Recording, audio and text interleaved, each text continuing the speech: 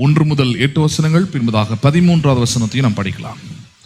1 கொரிந்தியர் 13வது அதிகாரம் 1 முதல் 8 வசனம், பின்பதாக 13வது வசனத்தையும் நாம் பார்க்கலாம். 1 கொரிந்தியர் 13வது அதிகாரம் 1 முதல் 8 வசனங்கள்.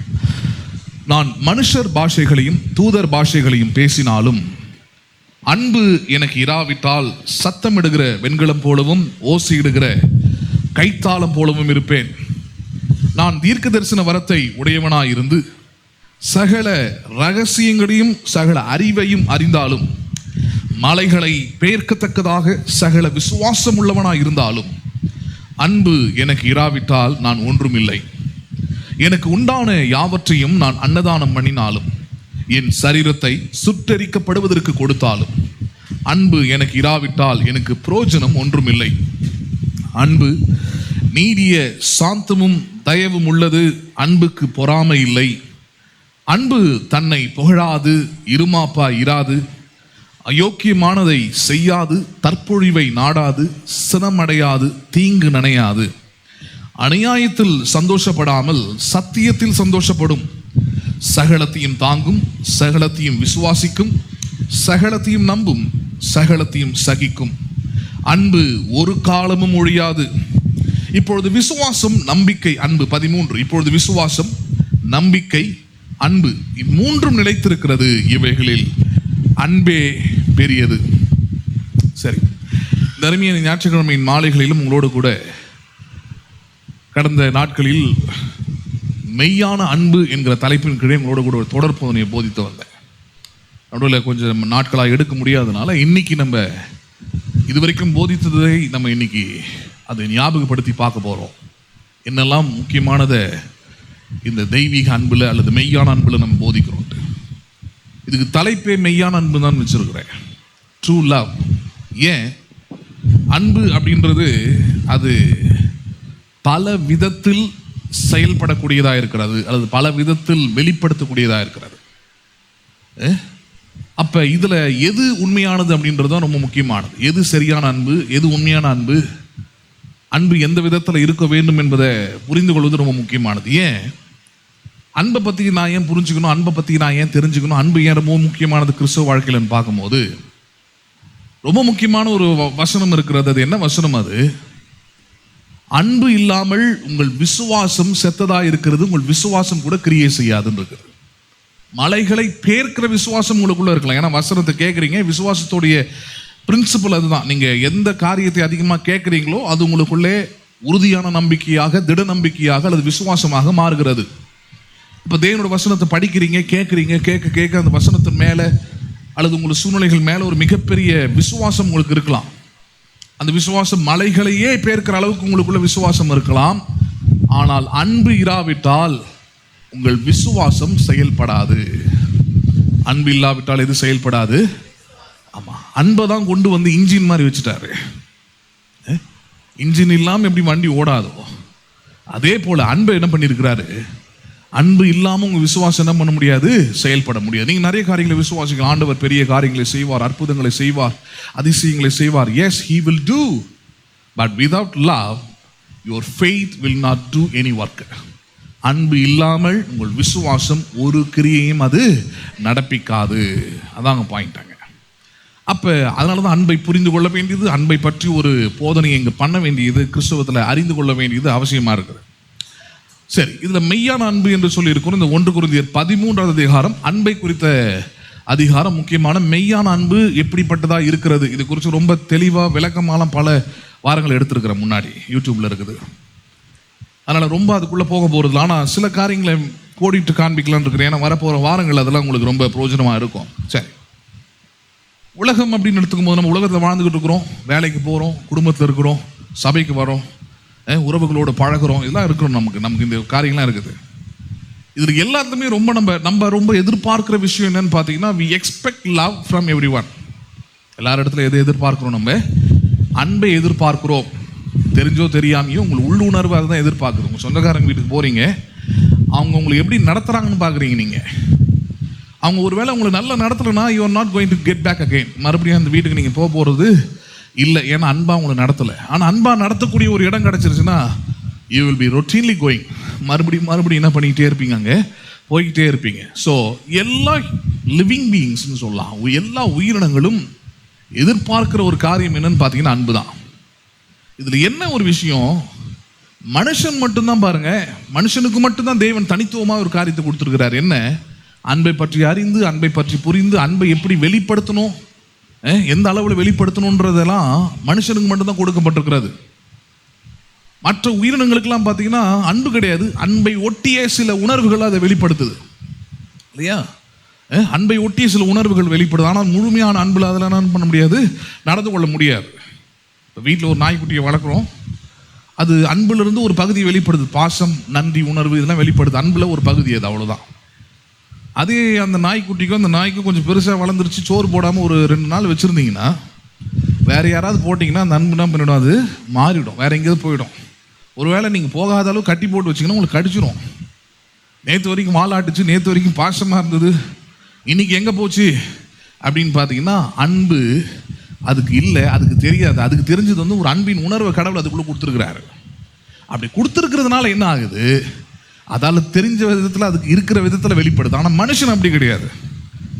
மனுஷனை பொறுத்த வரைக்கும் நீங்கள் பார்க்க போகிறோம், ஏற்கனவே போதிச்சிருக்கிறேன், அன்புடைய ஆழம், மகளம், நீளம், உயரம்ன்றதுலாம் அவன் க்ரோ ஆகிட்டே இருக்கலாம், வளர்ந்து கொண்டே இருக்கலாம், பெருகி கொண்டே இருக்கலாம். இன்னைக்கு காட்டுறதை விட நாளைக்கு சிறந்த விதத்தில் அன்பு அவனால் காட்ட முடியும், சிறந்த மனுஷனாக மாற முடியும், சிறந்த விதத்தில் அவனால் செயல்பட முடியும்.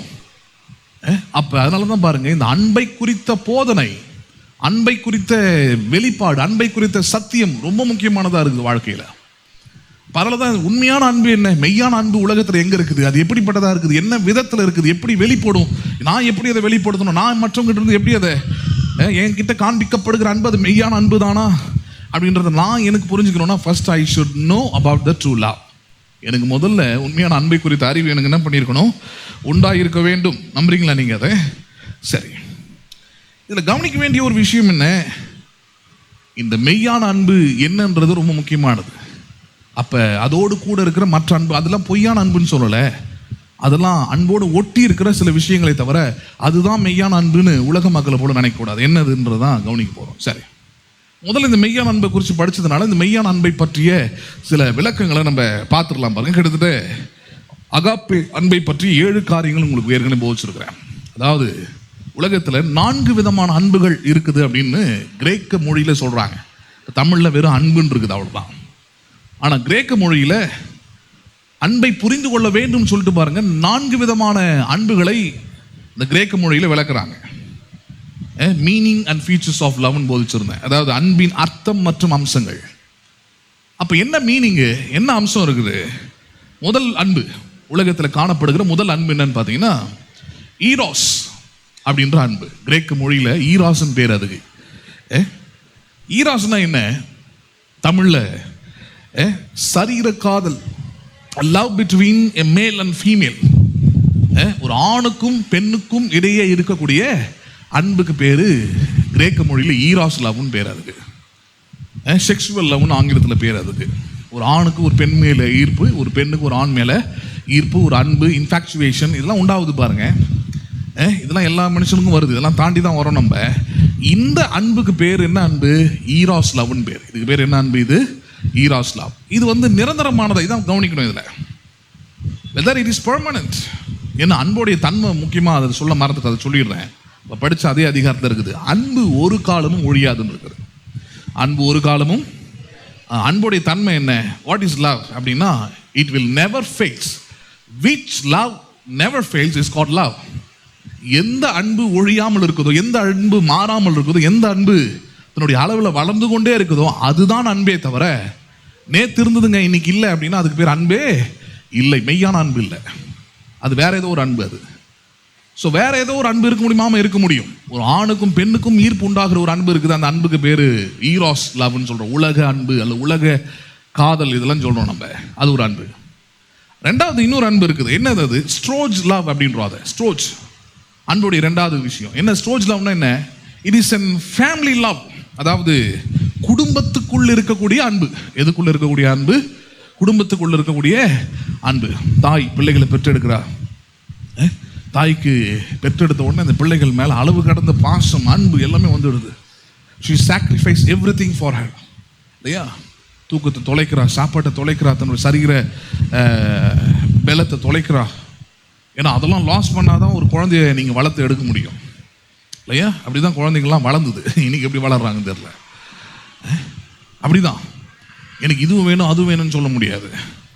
தாயோட அன்பை பார்க்குறாங்க. உலகத்திலே சிறந்த அன்பு, கடவுளுடைய அன்புக்கு அடுத்தபடியாக உயர்ந்த விதத்தில் இருக்கக்கூடியது தாயோட அன்பான. அந்த அன்பில் கூட பல நேரத்தில் பிரச்சனை இருக்குது, இல்லைன்னு சொல்ல முடியாது. ஆனால் இன்னொரு அன்பு இருக்குது. அந்த அன்புக்கு பேர் ஸ்டோஜ் லவ். ஸ்டோஜ் லவ்னா it is the love that finds on a family. குடும்பத்துக்குள்ளே காணப்படுகிற அன்பு. ஒரு தகப்பனுக்கும் மகளுக்கும் இருக்கிற அன்பு, தகப்பனுக்கும் மகனுக்கு இருக்கிற அன்பு, ஒரு அம்மாவுக்கும் பிள்ளைக்கும் இருக்கிற அந்த பிள்ளைகளுக்கு தகப்பன் தாய் மேலே இருக்கக்கூடிய அன்பு. இந்த அன்பு பேர் வந்து என்ன அன்பு? இது குடும்ப அன்பு. இதை கிரேக்க மொழியில் ஸ்ட்ரோஜ் லவ் அப்படின்றாங்க. இது ரெண்டாவது. மூன்றாவது ஒரு அன்பு இருக்குது. அந்த அன்பு பேர் வந்து ஃபிலியாஸ் அல்லது ஃபிலா அப்படின்னு ஒரு அன்பு. சரி, இந்த ஃபிலாஸ் அன்புனா என்னது? இது மூன்றாவது ஒரு அன்பு. தெய்வீக அன்போடு ரொம்ப நெருக்கமானது, தெய்வீக அன்பை கிட்டத்தட்ட வெளிப்படுத்தக்கூடியது, ரொம்ப அற்புதமான ஒரு அன்பு. என்ன அன்பு? Is a love without romantic attraction and occurs between friends. It is commonly referred as the brotherly love. அதாவது ஃபிலாஸ் அன்புனா என்ன அர்த்தம்? நண்பர்களுக்கு இடையே இருக்கக்கூடிய அன்பு. யாருக்கு இடையே இருக்கக்கூடிய அன்பு? குடும்பத்தில் இருக்கிற அன்பு வேற. அது வந்து ரத்தத்தினால் உண்டாகுது. என் ரத்த சொந்தம் நான் பெற்று எடுத்துட்டேன், என் பிள்ளை அப்படின்ற உணர்வுனால உண்டாகிற ஒரு அன்பு. இன்னொரு அன்பு வந்து அது இயற்கையாக வருது. ஃபர்ஸ்ட் பார்த்தோம் ஈராஸ் லவ், உலக அன்பு, சரீர காதல், அது இயற்கை. மூன்றாவது ஒன்று பார்க்குறோம். இது என்னது? இது ஃப்ரெண்ட்ஸ், லவ் பிட்வீன் ஃப்ரெண்ட்ஸ். ஃப்ரெண்ட்ஸ்னா என்ன அர்த்தம்? ஆங்கிலத்தில் தான் சொல்லியிருந்தேன். எங்கேயோ பிறந்திருப்பாங்க, எங்கேயோ வளர்ந்துருப்பாங்க. Sometimes their language is different, அவங்களுடைய கேரக்டர்ஸ் டிஃப்ரெண்ட்டாக இருந்திருக்கும், எல்லாமே கம்ப்ளீட்டாக டிஃப்ரெண்ட்டாக இருந்திருக்கும் இல்லையா? உலகத்துக்கு இதெல்லாம் தெரியாது பாருங்க. ஃபிலாஸ் லவ்னா என்னது? எந்த விதமான சோர்ஸிங் காட்ட முடியாது. அதாவது இவன் வந்து அல்லது நான் இவங்களை ஃப்ரெண்டாக எழுத்து கொண்டிருக்கிறேன் அப்படின்றதுக்கு வந்து எந்த விதமான சோர்ஸையும் காட்ட முடியாது. இவங்க வந்து என் கூட பிறந்தவங்க, அல்லது இவங்க வந்து ஏதோ ஒரு விதத்தில் எனக்கு அப்படிலாம் காட்டவே முடியாது. ஃபிலாஸ் அன்பு என்னது? கிட்டத்தட்ட தெய்வீக அன்போடு சம்பந்தப்பட்ட ஒன்று. எப்படிப்பட்ட அன்பு அது? எந்த விதமான முன் அறிவும் இல்லாமல், அறிமுகம் இல்லாமல், எந்த விதமான ஆதாரமும் இல்லாமல் முழுமையாக வெளிப்படுத்தக்கூடிய, காண்பிக்கக்கூடிய அன்புக்கு பேர் தான் என்னது? ஃப்ரெண்ட்லி லவ்னு சொல்கிறோம். ஃப்ரெண்ட்ஸ்னு அதுதான். ஹலோ, உலகத்துக்கு அது புரியுறதில்ல. உலகம் வந்து ஃப்ரெண்ட்ஸ்னா எல்லாரையும் ஃப்ரெண்ட்ஸ் ஃப்ரெண்ட்ஸ் ஃப்ரெண்ட்ஸ் ஃப்ரெண்ட்ஸ்ன்னு பேசிக்கிட்டே இருக்கும். கொஞ்சம் நல்லா பேசிட்டாலே ஃப்ரெண்ட்ஸ். ட்ரெயினில் போவோம், பஸ்ஸில் போவோம், ட்ராவலில் இருப்போம், சும்மா ஒரு 2 வார்த்தை பேசிட்டாலே ஃப்ரெண்டுங்க அப்படின்னுடுவாங்க. ஃப்ரெண்டு அப்படி இல்லை. Something you should understand deeply. அதான் சொன்ன, கடவுளுடைய அன்புக்கு ரொம்ப ஒட்டிய ஒரு விஷயம் அது. அங்கே ஈராஸ் வேலை செய்யாது. ஃப்ரெண்ட்லி லவ்ல என்ன வேலை செய்யாது? அங்கே ஈராஸ் வேலை செய்ய. ஈராஸ்னா சரீர காதல் வேலை செய்யாது. Friendly love never sees the gender. ஒரு ஃப்ரெண்டுனா இவன் ஆம்பளை, இவன் பொம்பளை. ஆனால் உலகம் பாருங்க சொல்லுது girl friend, boy friend.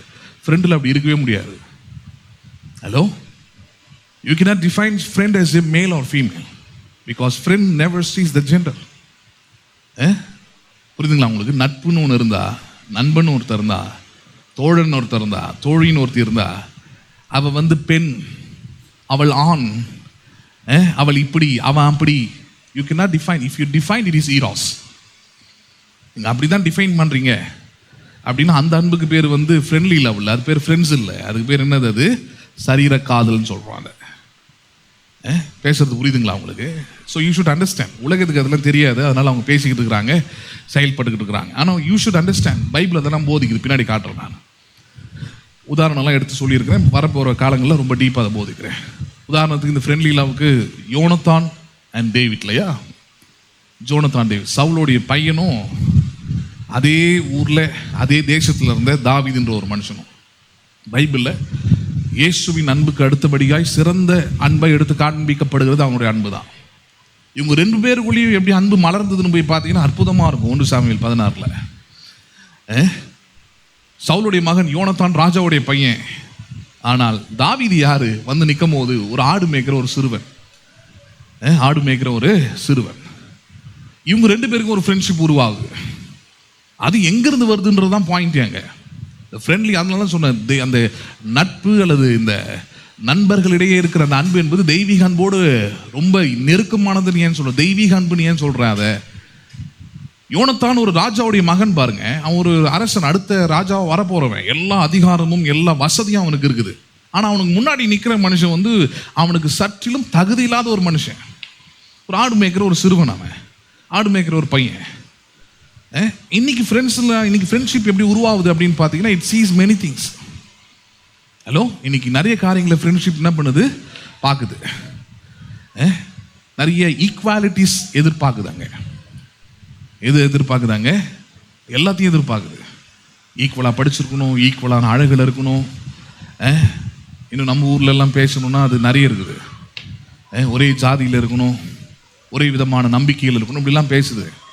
But ஃப்ரெண்ட்ஸோடைய பேசிக் என்ன தெரியுங்களா? யோனத்தானுடைய அன்பில் பார்த்தீங்கன்னா, அவன் உயர்வானவன் பாருங்க. உயர்வானவன் தனக்கு சற்றும் சம்பந்தம் இல்லாத அல்லது தகுதி இல்லாத ஒரு நபர் மேல தன்னுடைய அன்பை, ஸ்நேகத்தை என்ன பண்ணினான்? அவன் வைத்தான். That is called friendly love. வயசை பார்க்கல, அவன் என்ன நிலன்னு பார்க்கல, அவன் படிப்பை பார்க்கல, அவன் குடும்ப சூழ்நிலையை பார்க்கல, எதையும் பார்க்கல. But he loved him. அப்படிதான் இருக்குது. நீங்க போய் படிச்சு பாருங்க. தன் ஆத்துமாவை போல சிநேகித்தான் இருக்கும். யோனத்தான் தாவீது எப்படி சிநேகித்தான் இருக்கும்? He loved as his soul. சோல்ன்றது கடவுளுக்குரியது பாருங்க. ஆத்துமான்றது யாருக்குரியது? அது கடவுளுக்குரியது. அந்த கடவுளுக்குரியதை கொண்டு வந்து எங்க கொண்டு வந்து வைக்கிறான்? கடவுளை எப்படி நேசிக்கிறனோ, கடவுளை நான் பார்த்ததில்லை, கடவுளை அவர் எப்படி இருப்பாருன்னு தெரியாது, அவருடைய தன்மை என்னன்னு தெரியாது, அவரை பற்றி முழுமையான அறிவு கிடையாது, ஆனாலும் நேசிக்கக்கூடிய ஒரு உள்ளம் வருது இல்லையா நமக்கு? அதே போலதான் ஒரு ஃப்ரெண்டு மேலே வருது. அவன் பேக்ரவுண்ட் என்னன்னு தெரியாது, அவன் என்ன படிச்சிருக்கிறான்னு தெரியாது, அவனுக்குள்ள என்ன பழக்க வழக்கங்கள் இருக்குதுன்னு தெரியாது. Hello, but we blindly accept as a friend and we maintain friendship. That is called friendship. சரி, இது மூன்றாவது அன்பு இந்த உலகத்தில் இருக்கு இல்லையா? நான்காவது ஒரு அன்பு, இந்த அன்பை தான் நம்ம மெய்யான அன்புன்னு சொல்றோம். ஏன்னா இதுதான் மிச்சம் இருக்கிற மூணு அன்பையும் சரியான விதத்தில் இயக்கக்கூடியது. நீங்க இந்த நான்காவது அன்பை புரிஞ்சிக்காம விட்டுட்டீங்கன்னா, ஈராஸ்லாமும் உங்களை டிஃபீட் பண்ணிடும், தோற்கடிச்சிடும். ஃபேமிலி இல்லாமல் உங்களை தோற்கடிச்சிடும். மூன்றாவது ஃப்ரெண்ட்ஷிப் லவும் உங்களை ஃபிலாஸ் லவும் தோற்கடிச்சிடும். ஏன்? இந்த நான்காவது அன்பு தான் மிச்சம் இருக்கிற இந்த மூன்று அன்பையும் அர்த்தம் உள்ளதாக மாற்றுகிறது.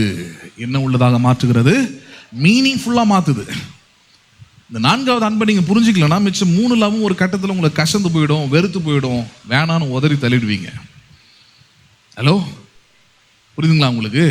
ஆமாம், ஈராஸ் லவ் உதறி தள்ளிடுவீங்க. அப்படி தள்ளினவங்க தான் சாமியார் நீங்கள் சொல்லிக்கிட்டு இருக்கிறாங்க இல்லையா? எந்த பெண்ணையும் ஏறெடுத்து பார்ப்பதில்லை, பெண் சாமியாராக இருந்தால் எந்த ஆணையும் நாங்கள் ஏறெடுத்து பார்ப்பதில்லை, வேணாங்க, மோசமானது அப்படின்னு இருக்காங்க. ரெண்டாவது குடும்ப அன்பு, அதுவும் அப்படி தான் ஆகிடுது கொஞ்ச நாளில். என்னங்க குடும்பம் ஓடி போய் உழைச்சவங்களுக்காக எல்லாத்தையும் செஞ்சு என்னத்தை பெருசாக பண்ணிட்டாங்க, அதனால் அதையும் வெறுக்க ஆரம்பிச்சிருது. மூன்றாவது நண்பர்களிடையே 10 வருஷம் 15 வருஷம் 20 வருஷம் அப்படிலாம் பழகிட்டு கூட தேவையில்லை, அப்போ ஒரு நிமிஷத்தில் என்ன பண்ணிட முடியுது? கட் பண்ணிட முடியுது. ஏன் இந்த அன்புகள்லாம் தோல்வி அடைகிறது தான் சொன்ன. தோல்வி அடைந்தால் அது அன்பே இல்லை. அதுதான் 1 கொரிந்தியர் 13 சொல்லுகிறது. அன்பு ஒரு காலமும் ஒழியாது. அப்படின்னா லவ் நெவர் ஃபெயில்ஸ். அப்போ அன்புடைய தன்மையை தான், பிரின்சிபலே அதுதான், ஃபார்முலாவே அதுதான். ஒழியாமல் இருந்தால் தான் அதுக்கு பேர் அன்பு. ஆனால் இந்த மூன்று அன்பு சொன்னலையா, ஈராஸ், ஸ்ட்ரோஜ் அண்ட் ஃபிலாஸ், இந்த மூன்று அன்பு ஒழிந்து போகிறது உலகத்தை நம்ம பார்க்குறோம், நம்ம வாழ்க்கையில் நம்ம பார்க்குறோம். இந்த மூன்று அன்பு ஒழிந்து போகிறது. ஏன் ஒழிந்து போகிறது? இந்த மூன்று அன்பையும் அர்த்தமுள்ளதாய் மாற்றக்கூடிய ஒரு நான்காவது அன்பு இருக்குது. இந்த அன்பை புரிந்து ஏற்றுக்கொண்டு இந்த அன்பின் அடிப்படையில் அந்த மூன்று அன்பையும் வெளிப்படுத்தினீங்கன்னா தான் அந்த மூன்று அன்பும் சரியான விதத்தில், நல்ல விதத்தில், ஆரோக்கியமான விதத்தில் அது இருக்க முடியும். நான்காவது அன்பு என்னது? அகாப்பே அன்பு என்று சொல்லுகிறோம். என்ன அன்பு அது? அகாப்பே அன்புனா என்ன அர்த்தம்? தெய்வீக அன்பு. என்ன அன்பு அது? இந்த அன்பை எந்த மனுஷனுக்குள்ள இருந்தும் நீங்க பார்க்க முடியாதுன்னா யாரும் வெளிப்படுத்த முடியாது, இருக்க முடியாதுன்னு சொல்ல. The source of this agape love is God. அதாவது இந்த அகாப்பே அன்புடைய ஆதாரம், இந்த அகாப்பே அன்புடைய ஆரம்பம், இந்த அகாப்பே அன்பு எங்க தோன்றுகிறது அப்படின்னு பார்த்தீங்கன்னா, அது கடவுளுக்குள்ள இருந்து தோன்றுகிறது. யாருக்குள்ள இருந்து தோன்றுகிறது? அது ஆமா, வேற எந்த மனுஷனுக்குள்ள இருந்து அவன் தோன்றுகிறது. The source of agape love is God. அதனால 1 யோவான் 4 சொல்றார், தேவன் அன்பாகவே இருக்கிறார் அப்படின்றார். அப்படின்னு அர்த்தம், நீங்கள் அறிந்து கொள்ள வேண்டிய அல்லது இந்த உலகத்தில் உங்களுடைய அன்பின் வாழ்க்கையை அர்த்தமுள்ளதாக மாற்றக்கூடிய அந்த அன்பு, the source of that agape love is God. அந்த அன்பு எங்கிருந்து தொடங்குகிறது? அது கடவுளுக்குள்ளிருந்து தொடங்குகிறது, தேவனுக்குள்ளிருந்து தொடங்குகிறது. அதனால தான் இந்த அகாப்பி அன்பை பற்றி புரிந்து கொள்ள வேண்டியது ரொம்ப முக்கியமானதாக இருக்குது. சரி, இந்த அகாப்பியோட அன்புடைய தன்மை, மற்ற 3 அன்புடைய தன்மையும் பார்த்தோம். ஈரோஸ்னா சரீர காதல், இயற்கையை உருவாக்கக்கூடிய ஈர்ப்பு. ஸ்டோஜ் லவ்னா ஒரு குடும்ப உறவுகளுக்குள்ளே இருக்கக்கூடிய பாசம், பிணைப்பு. ஃபிலாஸ் லவ்னா ஒரு ஃப்ரெண்ட்ஷிப் இருக்கக்கூடிய அன்பு, பாசம். ஆனால் அகாப்பி லவ்வுடைய டெஃபினேஷன் என்ன? அது 3 காரியங்கள் இருக்குது. அகாப்பி அன்புடைய 3 தன்மைகள் இருக்குது. இந்த 3 தன்மையில தான் இந்த அகாப்பி அன்பு தன்னை வெளிப்படுத்தும். என்ன தன்மை அது? 1, it is unconditional. 2 is selfless. And 3 is sacrificial. அப்படின்னு அர்த்தம். அகாப்பி அன்பு 3 தன்மையை வெளிப்படும். 1, அது நிபந்தனை அற்றது. என்ன அற்றது? அது அகாப்பி அன்புடைய தன்மை என்னது? அது நிபந்தனை அற்றது. மற்ற அன்புகள்லாம் இருக்கிற ஒரு பிரச்சனை என்னன்னா நிபந்தனையோடு வரும். ஈராஸ் லவ்னா ஆப்போசிட் ஜெண்டர், அது ஆப்போசிட் ஜெண்டராக இருக்கணும். இருந்தால் மட்டும்தான் என்ன வரும்? அங்கே மேலே அன்பு வரும். ஈராஸ் லவ்ல. ஸ்டோஜ் லவ்னா அப்படி தான், ஃபேமிலி லவ்னா அப்படி தான். நான் பெற்று எடுத்துருக்கணும், எனக்கு அம்மாவாக இருந்திருக்கணும், எனக்கு அப்பாவாக இருந்திருக்கணும், எனக்கு பிள்ளைகளாக இருந்திருக்கணும். அவங்க மேலே தான் என்ன வரும்? எனக்கு குடும்ப அன்பு வரும். there is a reason, there is a conditional, there is some அங்கே ஒரு மீனிங், அங்கே ஒரு தேவைப்படுது, ஏதோ ஒன்று தேவைப்பட்டால் தான் அது. ஆனால் ஈராஸ் அன்பு என்ன? ஃபர்ஸ்ட் ஈராஸ் அன்புடைய முதல் தன்மையை இட் இஸ் அன்கண்டிஷனல். அன்கண்டிஷனல்னா நிபந்தனை அற்ற முறையில் வெளிப்படுத்தக்கூடிய அன்பு. எப்படி வெளிப்படுத்துகிறது? அது தன்னை எந்த நிபந்தனையும் வைக்கிறது இல்லை. நீ ஆணாக இருக்கலாம், பெண்ணாக இருக்கலாம், நல்லவனாக இருக்கலாம், கெட்டவனாக இருக்கலாம், மோசமானவனாக இருக்கலாம், தகுதியற்றவனாக இருக்கலாம், தகுதி உள்ளவனாக இருக்கலாம், உயர்வானவனாக இருக்கலாம், தாழ்வானவனாக இருக்கலாம், உன்னையே கூட நீ வெறுக்கிறவனாக இருக்கலாம். But it will love. நிபந்தனையற்ற அன்பு. 2வது ஈராஸ்ல மன்னிக்கும் அகாப்பி அன்புடைய 2வது தன்மை என்னது? It is selfless. செல்ஃப்லெஸ்னா என்னது? சுயநலம் இல்லாதது. என்ன இல்லாதது? அது நீங்கள் மற்ற 3 அன்புலையும் பார்த்தீங்கன்னா சுயநலம் இருக்கும், செல்ஃபிஷ்னஸ். ஈராஸ் அன்பு எடுத்துக்கிட்டீங்கனாலும் அங்கே ஒரு செல்ஃபிஷ்னஸ் இருக்கும். குடும்ப அன்பு எடுத்துக்கிட்டீங்கனாலும் அதில் ஒரு சுயநலம் இருக்கும். என் பிள்ளையை நான் நேசிக்கிறது போல இன்னொரு பிள்ளையை என்னால் என்ன பண்ண முடியாது, நேசிக்க முடியாது. Because it is not my child. Hello, நடிக்கலாம், உலகத்தில் நடிக்கிறதுக்காக சொல்லி தரணும், என் பிள்ளையை நேசிக்கிறத போல அப்படின்னு இருக்கலாம். ஆனால் என் பிள்ளையை போல இல்லை, என் பிள்ளையாகவே நேசிக்கிறது என்பது முடியாத, யாராலையும் முடியாத விஷயம். போல நேசிக்கலாம், லைக்னஸ். ஆனால் ஆஸ் இட் இஸ் அப்படின்றது வராது. ஏன்னா அது ஸ்டோஜ் லவ், அது குடும்ப பாசம், அது என்னுடைய ரத்தத்திலிருந்து வரக்கூடியதை மட்டும்தான் அந்த ஸ்டோஜ் லவ் என்ன பண்ணுது, நேசிக்கிறாங்க. செல்ஃபிஷ்னஸ் அங்கே வந்துடுது. ஒரு தாய் கூட அப்படிதான், தான் பிள்ளைகளுக்கு வரிஞ்சு கட்டிக்கிட்டு நிறைய விஷயத்தை சப்போர்ட் பண்ணலாம். Why she is supporting? எந்த விதத்தில் தாயோடைய அன்பு தேவனுடைய அன்பை விட கம்மியானதாக இருக்குதுன்னா இந்த இடத்துல தான். என்ன?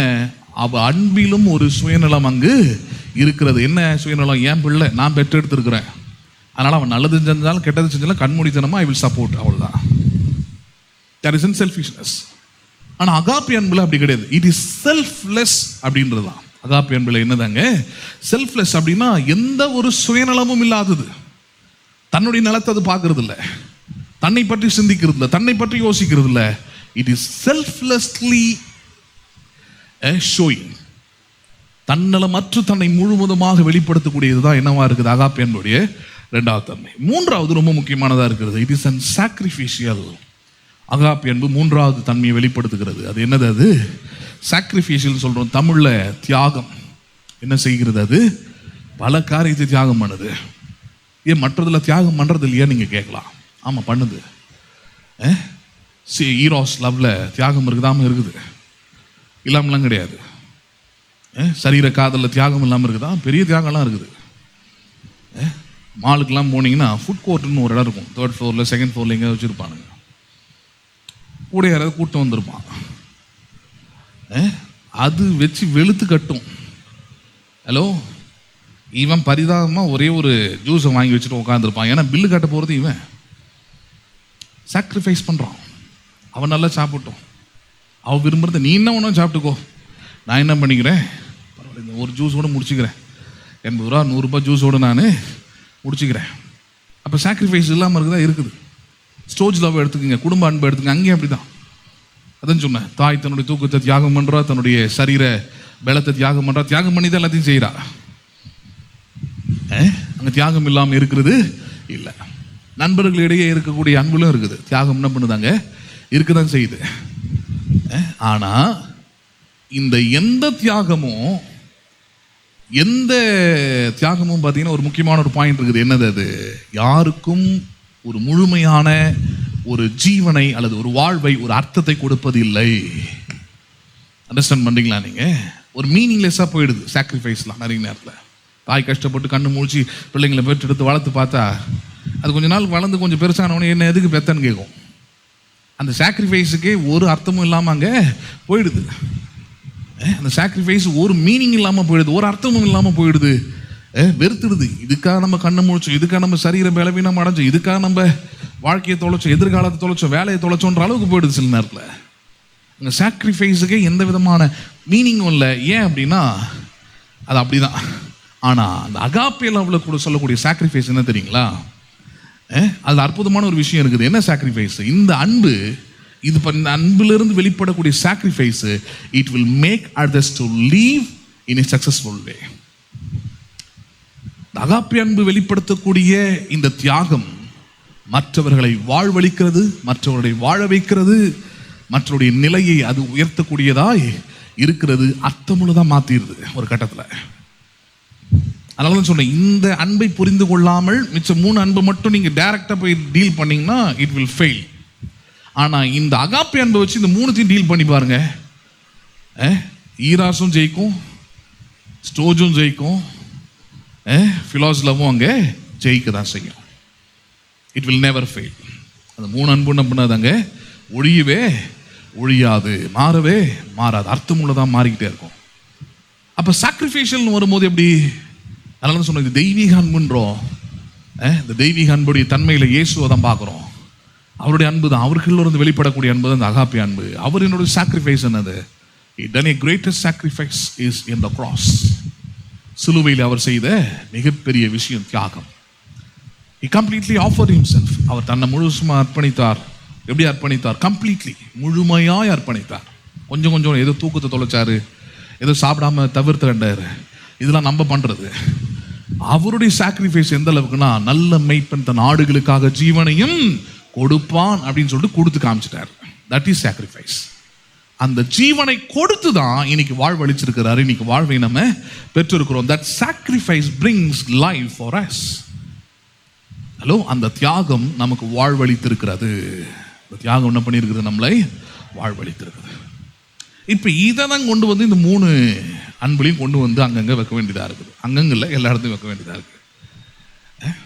சரீர காதலும் கொண்டு வந்தால் கூட, ஈரோஸ் லவ், வேர்ல்ட்லி லவ் அப்படின்னு கொண்டு வந்தால் கூட, அதுலேயும் தான் கொண்டு வந்து அகாப்பே லவ் தான் கொண்டு வந்து வச்சிங்கன்னா தான் அந்த அர்த்தமுள்ளதாக சரியானதாக இருக்கும். அங்கே குடும்ப வாழ்க்கையில் கொண்டு வந்து இந்த அகாப்பே லவ் கொண்டு வந்து வச்சிங்கன்னா தான் அந்த குடும்ப வாழ்க்கையில் அன்பு என்றென்றைக்கும் இருக்கும், சந்தோஷம் என்றென்றைக்கும், நிம்மதி என்றென்றைக்கும் இருக்கும், சலிப்பு இல்லாமல் இருக்கும். அங்கே அந்த குடும்பம் ஒரு அர்த்தமுள்ள, ஒரு ஆசீர்வதிக்கப்பட்ட குடும்பமாக இருக்கும். அகாப்பே அன்பு அந்த குடும்பத்துக்குள்ள இருந்தால் தான். நண்பர்களுக்கு இடையே இருக்கிற அன்புலையும் அதுதான். Only the agape love maths other love meaningful. Agape அன்பு மட்டும்தான் மற்ற அன்பை என்ன பண்ணுகிறது? அர்த்தமுள்ளதாக மாற்றுகிறது. சரி, இப்போ இந்த அகாப்பே அன்புடைய தன்மைகளை நம்ம கொஞ்சம் புரிஞ்சுக்க ஆரம்பிக்கலாம். ஸோ இதுதான் அகாப்பே அன்பு. ஸோ இந்த அகாப்பே அன்புடைய சில தன்மைகளை நம்ம பார்க்கலாம். பாருங்க, 7 காரியங்களை போதிச்சிருந்தோம் இல்லையா? அகாப்பே அன்பு பற்றி 7 காரியங்கள். என்னது? முதல் காரியம், இந்த அகாப்பே அன்பு அல்லது தெய்வீக அன்பு மனிதனுடைய ஆவி, ஆத்மா, சரீரமாகி இவைகளை உபயோகித்து வெளிப்படுகிறது. தெய்வீக அன்பு எப்படி வெளிப்படுது? இது மனுஷனுடைய ஆவி, ஆத்மா, சரீரம், இது உபயோகித்து தான் வெளிப்படுது, தானா வெளிப்படுறது இல்லை. நல்லா புரிஞ்சுக்கணும். அகாப்பே அன்பு எப்படி வெளிப்படுது? அகாப்பே அன்புடைய டூல் என்ன? அகாப்பே அன்புடைய இன்ஸ்ட்ருமெண்ட் என்ன அப்படின்னா, உங்களை கொண்டு தான் அகாப்பே அன்பு என்ன பண்ண முடியும்? இந்த உலகத்தில் செயல்பட முடியும். பேசுறது புரியுதுங்களா உங்களுக்கு? உங்களை கொண்டு தான் செயல்படும், தானா செயல்படாது. அது ஏற்கனவே தேவனுக்குள்ளிருந்து செயல்பட்டுச்சு, இயேசுக்குள்ளிருந்து செயல்பட்டிருக்குது. இன்னைக்கு அவருடைய பிள்ளைகளாக இருந்து கொண்டு இன்னைக்கு நமக்குள்ளிருந்து செயல்பட வேண்டிய அன்பு என்னது? ஈரோஸ் இல்லை, ஸ்ட்ரோஜ் இல்லை, ஃபிலாஸ் இல்லை. என்ன அன்பு? அகாப்பே அன்பு நம்மை தான் கருவியாக எடுத்து செயல்படக்கூடியதாக இருக்கிறது. அண்டர்ஸ்டாண்ட் பண்றீங்களா நீங்க? ஒன்று. ரெண்டாவது, இந்த தெய்வீக அன்பு, இந்த அகாப்பி அன்புன்னு சொல்றோமே, இதோடைய சிறப்பு தன்மையே என்ன தெரியுங்களா? மற்ற அன்புல இல்லாத ஒரு காரியம் என்னன்னு பார்த்தீங்கன்னா, இந்த அன்பு சத்துருக்களுக்கும் விரோதிகளுக்கும் காண்பிக்கக்கூடிய தன்மை உள்ளது. யாருக்கு காண்பிக்கக்கூடிய தன்மை உள்ளது? இது சத்துருக்களுக்கும் விரோதிகளுக்கும். இயேசு ஒரு இடத்துல சொல்றாரு, உங்கள் சத்துருக்களுக்காக நீங்கள் ஜெபம் பண்ணுங்கள், உங்களை பகைக்கிறவர்களுக்காக நீங்கள் வேண்டுதல் செய்யுங்கன்றாரு. எப்படி முடியும்? whether it is possible? ஒரு சாதாரணமான ஒரு மனுஷனா இருந்து கொண்டு சொன்னா, அல்லது வெறும் அந்த மூன்று அன்பு, Eros, philos and storge love, இது மூணுத்தையும் வச்சுக்கிட்டு சொன்னோம்னா, it is impossible to love my enemy. எனக்கு எதிரானவன், எனக்கு துரோகம் செஞ்சவன், எனக்கு குழியை வெட்டினவன், இவனெல்லாம் நான் அன்பு கூறுவது என்பது முடியாத விஷயம். நல்லா புரிஞ்சுக்கணுங்க, ப்ராக்டிக்கலாக யோசிக்கணும். It is impossible.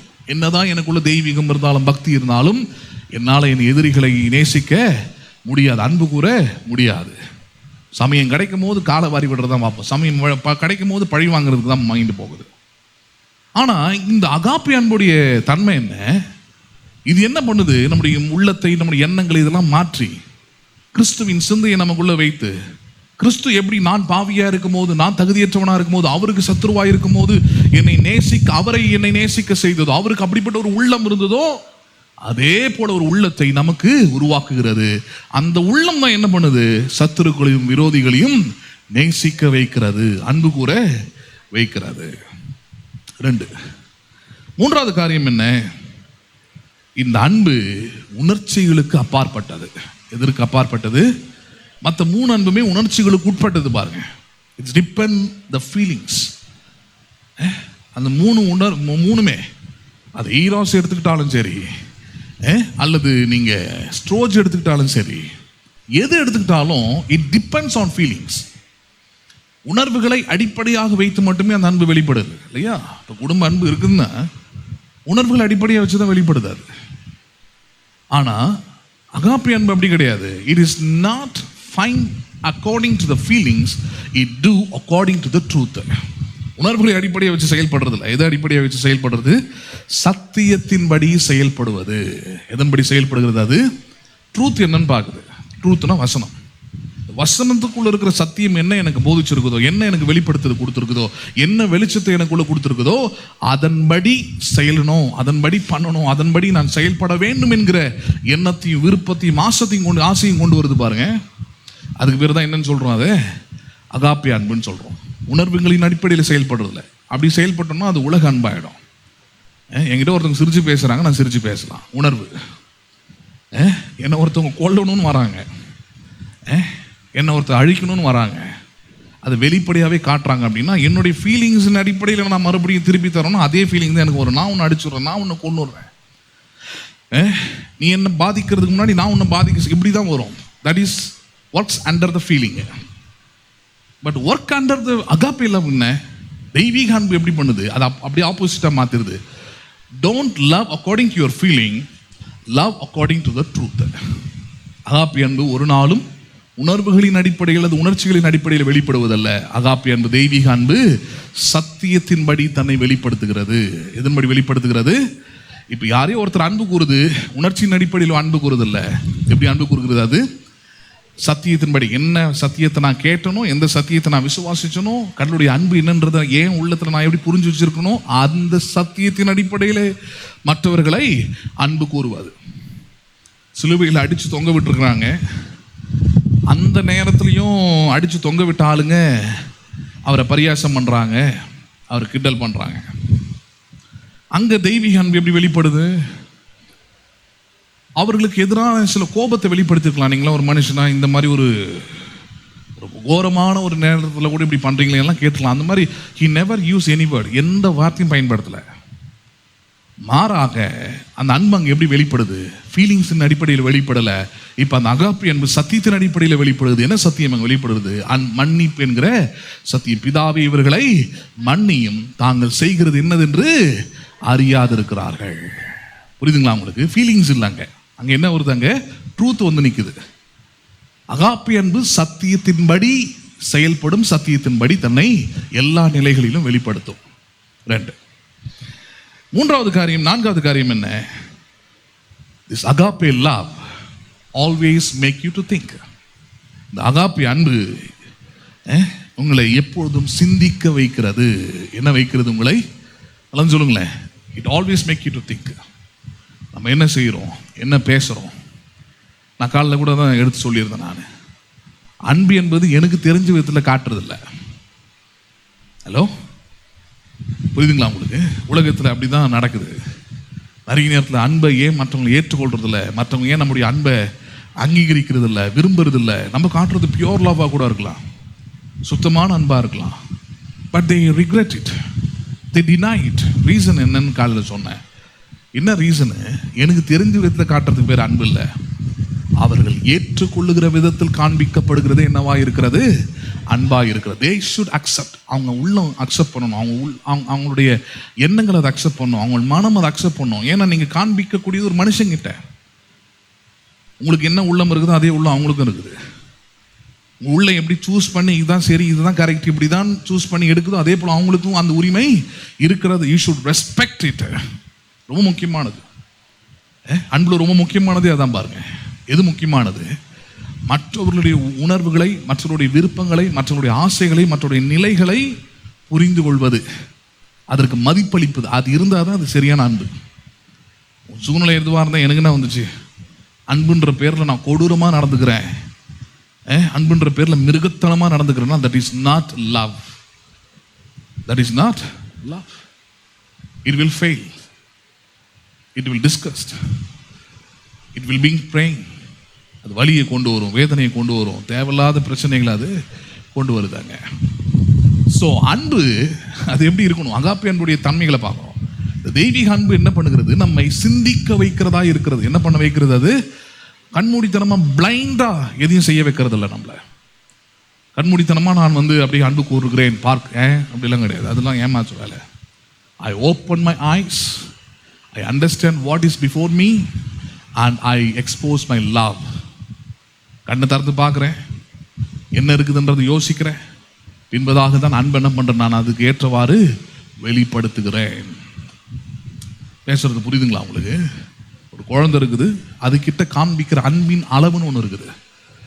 ஒரு குழந்தை உண்மையாகவே நீங்கள் அன்பு கூறுறீங்கன்னா, உங்கள் ஃப்ரெண்டு அடிக்கிற மாதிரி பலார்னு ஒன்று என்ன பண்ண முடியாது, குழந்தைக்கு வைக்க முடியாது. என் ஃப்ரெண்டுக்கிட்ட இப்படி தாங்க அடித்து விளையாடுவேன் நான். ஹலோ, நாங்கள் அப்படி தாங்க அன்பாக இருப்போம் அப்படின்னா that is not your right love. சிந்திக்காமல் முட்டாள்தனமாக செயல்பட்டீங்கன்னு அர்த்தம். ஹலோ, நிறைய நேரத்தில் உலக அன்பு அப்படி தான் இருக்கும். பார்த்தீங்கன்னா பிளைண்டாக இருக்கும், கண்மூடித்தனமாக இருக்கும். என் உள்ளத்தில் என்ன தோணுதோ அப்படி வெளிப்படுத்துவோன்னு இருக்கும். But agape love always make you to think. தெய்வீக அன்பு எப்பவுமே சிந்திக்க வைக்கும். உங்களை எப்பவுமே என்ன பண்ண வைக்கும்? சிந்திக்க வைக்கும். சிந்திச்சு வச்சு உங்களை செயல்பட வைக்கும். அதான் அகாப்பே அன்புடைய 4வது காரியம். 5வது காரியம் என்ன? இந்த அன்பு நம்முடைய சித்தத்தை ஆட்கொண்டு வெளிப்படுகிறது. எதை ஆட்கொள்கிறது? சித்தம்னா விருப்பம். பாருங்க, நம்முடைய விருப்பம். நான் ஒரு அன்பை வெளிப்படுத்துகிறேன், நான் ஒரு அன்பை காண்பிக்கிறேன். தெய்வீக அன்பு எனக்குள்ளிருந்து வருதுன்னா, ஏதோ கேட்டுட்டேன், பிரசங்கத்தை கேட்டுட்டேன், கிறிஸ்தவனாக இருக்கிறேன், ஏதோ நான் நல்ல மனுஷனாக வாழணும்னு பார்க்குறேன், அதுக்காக காட்டுறது இல்லை. நிறைய நேரத்தில் அப்படி போய்கிட்டு இருக்குது. சமத்துவம் அப்படின்னு ஒரு வார்த்தை பயன்படுத்துகிறாங்க இல்லையா? அப்படின்னா எல்லாருமே கை கோர்த்து கொண்டு, எல்லாருமே ஒன்றாக இருந்து கொண்டு அப்படின்ற மாதிரி காட்டுறாங்க. அது பெரிய விஷயமே இல்லை. அது ஹலோ, அது பெரிய விஷயமே இல்லை. அது சூழ்நிலைக்கு ஏற்றவாறு மாறிடுது. அது ஒரு இடத்துல வெள்ளம் வருது, எல்லாருமே பாதிக்கப்படுறாங்க, அந்த இடத்துல எல்லா சமுதாய மக்களும் வாழுறாங்க அப்படின்னா, இப்போ ஒருத்தருடைய உதவி இன்னொருத்தருக்கு என்ன பண்ணுதாங்க, தேவைப்படுது. அப்போ அதுக்கு ஏற்ற மாதிரி எல்லாரும் என்ன பண்ணிக்கிறாங்க, கை கோத்துக்கிறாங்க, ஒன்றாயிடுறாங்க. ஆனால் நல்லா இருக்கும்போது பாருங்க, அவன் கோயில் போட்டு இவன் போய் சண்டை போடுவான், அந்த சர்ச்சிலேருந்து சத்தம் வந்தால் இவன் போயிட்டு எதிர்த்து நிற்பான். நல்லா இருக்கும்போது அந்த மாதிரி ஒரு பிரச்சனை இருக்குது. ஆனால் ஒரு பிரச்சனை வரும்போது ஒன்றாயிடுவாங்க. அது பேர் சமத்துவம் இல்லை. அதான் சொல்ல வரேன். That is not a social activity. எது சரியான அன்பா இருக்க முடியும்? The true love should involve my activities, my willingness, my likeness. அதாவது உண்மையான அன்பு என்னுடைய விருப்பத்தின் அடிப்படையிலே வெளிப்பட வேண்டும். அது என் சித்தத்தை ஆட்கொள்ள வேண்டும். எனக்கு விருப்பம் இருக்கணும் உள்ள. புரியுதுங்களா உங்களுக்கு? இப்போ மனம் எடுத்து கொடுப்போமே, மைண்டோட வேலை என்ன? அதில் ஒரு விஷயம் இருக்குது, வில்லிங்னஸ்ன்னு சொல்கிறோம். வில்லிங்னஸ்னால் விருப்பப்படுவது. என்னப்படுவது? மனசு ஆசைப்படுதுன்னு சொல்கிறோம் இல்லையா? நம்முடைய வாழ்க்கையில் பாருங்க, நம்ம என்ன ஆசைப்படுறோமோ அதெல்லாமே எனக்கு வாங்கணும், செய்யணும், அதெல்லாமே பண்ணுறோம். அன்பும் அப்படி தான் இருக்கணுன்றார். Love should be showed by your willingness, not by compulsion, not by religious. ஏதோ நான் படிச்சுட்டேன், ஏதோ கேட்டுட்டேன், ஏதோ நல்லவனா இருக்கணும்னு பார்க்குறேன், அதனால் அன்பை வெளிப்படுத்துகிறேன். அப்படி இல்லை. நான் விரும்புகிறேன், அன்போடு நடக்க விரும்புகிறேன், அன்பை ஆசையாக என் உள்ளத்தில் எடுத்துக்கொள்கிறேன், அன்பின்படி வாழ என் உள்ளத்தில் விருப்பம் உண்டாகி அப்படி வெளிப்படுத்துகிறேன். That is true love. அதுக்கு பேர் தான் என்னது? அகாப்பே, தெய்வீக அன்பு. அப்படி தான் இயேசு எப்படி இந்த உலகத்துக்கு வந்தார்? அவர் உள்ளத்தில் விருப்பப்பட்டார். புரியுதுங்களா? ஒருவனும் கெட்டு போவது தேவனுடைய சித்தம் இல்லை அப்படின்றது அவர் விருப்பப்படுறார். யாரும் அவரை ஃபோர்ஸ் பண்ணல, யாரும் அவரை தள்ளலை, வேற வழி இல்லை, நான் கடவுளாகிட்டேன் அப்படி தான் வந்தாகணும் அப்படிலாம் வரல அவர். அதே போல தான் நீங்களும் ஒரு குடும்பத்தில் இருக்கிறீங்க, ஒரு சமுதாயத்தில் இருக்கிறீங்க, வேற வழி இல்லைங்க, அதனால கூட இருக்கிறாங்க, அன்பு செலுத்தி தான் ஆகணும் அப்படின்னா that is not a true love. What is true love? மெய்யான அன்பு என்ன? தெய்வீக அன்பு என்ன? எனக்குள்ள அந்த விருப்பம் உண்டாகி அந்த விருப்பத்தை வெளிப்படுத்துவதே உண்மையான அன்பா இருக்குது. எந்த கம்பல்ஷனும் கிடையாது, எந்த ஃபோர்ஸும் கிடையாது, எந்த விதமான கட்டாயமும் எனக்கு அங்கே ஏற்படுறதில்லை. வேற வழி இல்லை அப்படின்ற நிலை எனக்கு ஏற்பட்டால் அதுக்கு பேர் அன்பு இல்லை. பேசுறது புரியுதுங்களா உங்களுக்கு? அகாப்பி அன்பு அப்படி தான் வெளிப்படுது, பை வில்லிங்னஸ். 6வது காரியத்தை ஒன்று பார்த்தோம் இல்லையா? என்னது? இந்த அன்பு கொள்கையின்படி செயல்படக்கூடியதாக இருக்கிறது. This love will work by the principle. இந்த அன்புக்கு என்ன இருக்குது? நல்லா சொல்லுங்களேன். கொள்கைன்னு ஒன்று இருக்குது. அதுக்கு ரொம்ப முக்கியமானது. இந்த அன்புக்கு என்ன இருக்குதாங்க? நிறைய நேரத்தில் இந்த அன்புக்கு இல்லாத ஒரு பிரச்சனையாக தான், எந்த கொள்கையும் இருக்காது, பிளைண்டாக இருக்கும், பிளாங்காக இருக்கும். நீங்கள் மற்ற அன்புகள்லாம் எடுத்து பாருங்கள். இந்த தாயுடைய அன்புலாம் ஒரு கட்டத்தில் ஏன் அவங்களுக்கு ரொம்ப பிள்ளைங்கள் மேலே கஷ்டப்பு உண்டாயிடுது, பிள்ளைங்க மேலே கஷ்டப்படுறாங்க, பிள்ளைங்களை எரிஞ்சு வளராங்க. சின்ன வயசில் பார்த்துக்கிட்டவங்க தான், சின்ன வயசில் அன்பு கூர்ந்தவங்க தான். வளர வளர ஏன் அவங்களுக்கு இந்த பிள்ளைங்கள் மேலே கஷ்டம் வருது அப்படின்னு பார்த்தீங்கன்னா, வித்தவுட் பிரின்சிபல் ஷீ லவ்ட். எப்படி அன்பு கூறுகிறாள் அவள்? எந்தவித கொள்கையும் கிடையாது. நான் பெற்றெடுத்துட்டேன், என் பிள்ளை, என் ரத்தம், அவள் அழுதான், என் உள்ளம் வலிக்குது, இந்த மாதிரியான ஃபீலிங்ஸின் அடிப்படையில் தான் அந்த பிள்ளையை பார்த்தாங்களே தவிர, அதனால தான் வளரும் போது அது வேற விதமாக வளர்ந்துருது. அது நம்மளே சார்ந்து இருக்கிறது இல்லை பிள்ளைங்க இல்லையா?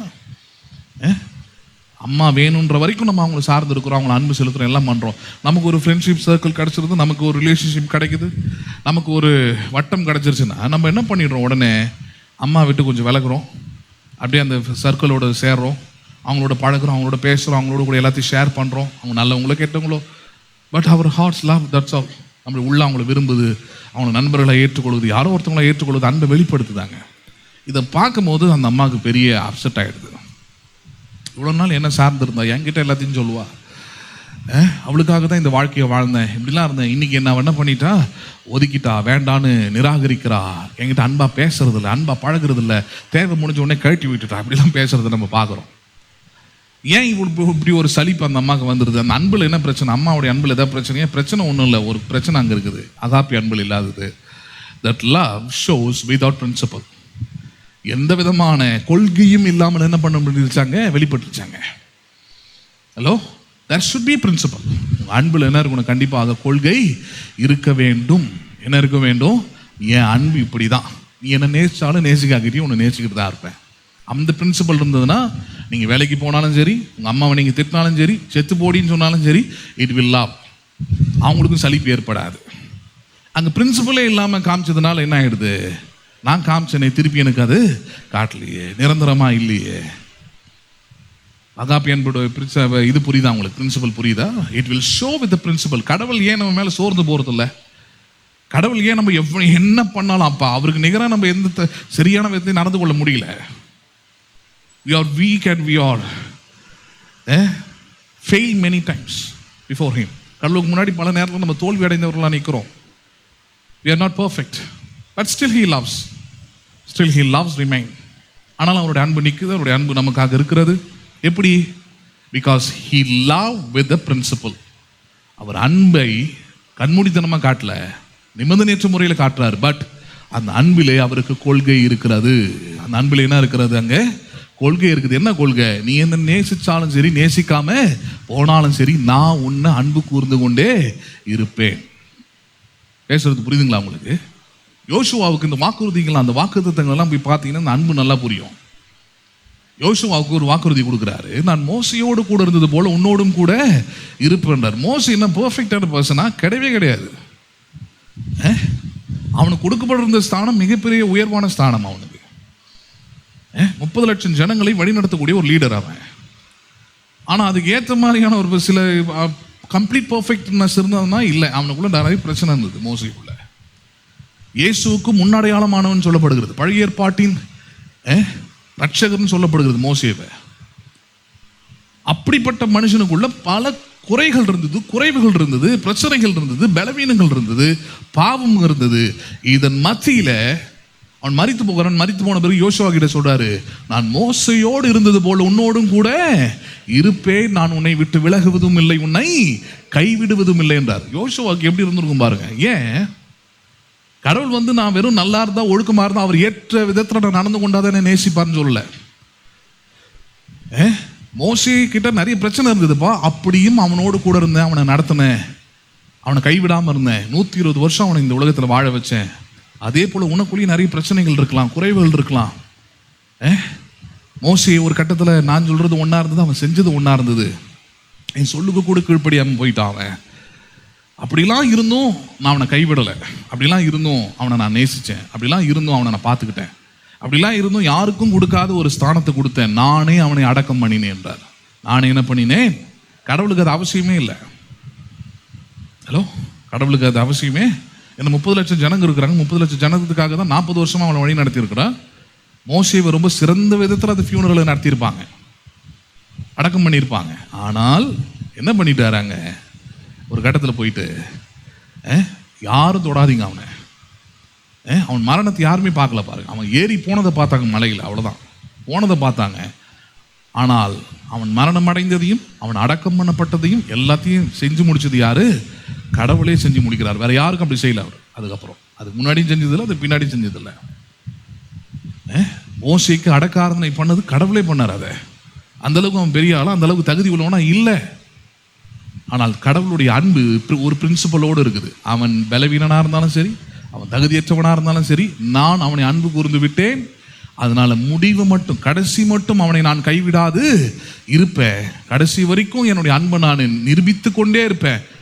மோசையோட லைஃப்பை பார்க்கும்போது புரியுது கடவுள் எந்த அளவுக்கு மோசையின் மீது அன்புள்ளவராகவே இருந்தார். அவருடைய அன்பு எப்படி மாறாமல் இருந்தது? Because God's love works with the principle. தெய்வீக அன்பு எப்பொழுதுமே அது எப்படி செயல்படுகிறது? அது கொள்கையோடு செயல்படுகிறது. எப்படி செயல்படுகிறது அது? ஆமா, அதுதான் அப்படியே யோசுவாவுக்கும் சொல்லி கொடுக்குறார். நான் மோசையோடு இருந்தது போல உன்னோடும் இருப்பேன், பயந்துராத, நான் உன்னை வெறுத்துருவேன், உன்னை அழிச்சிருவேன், ஒரு நாள் யோசிக்காத, நான் உன்னை உருவாக்குவேன், சரியில்லைன்னா உன் சரியாக்குவேன். உன்னை அழிக்கிறது, உன்னை ஒழிக்கிறது என்னுடைய திட்டம் இல்லை.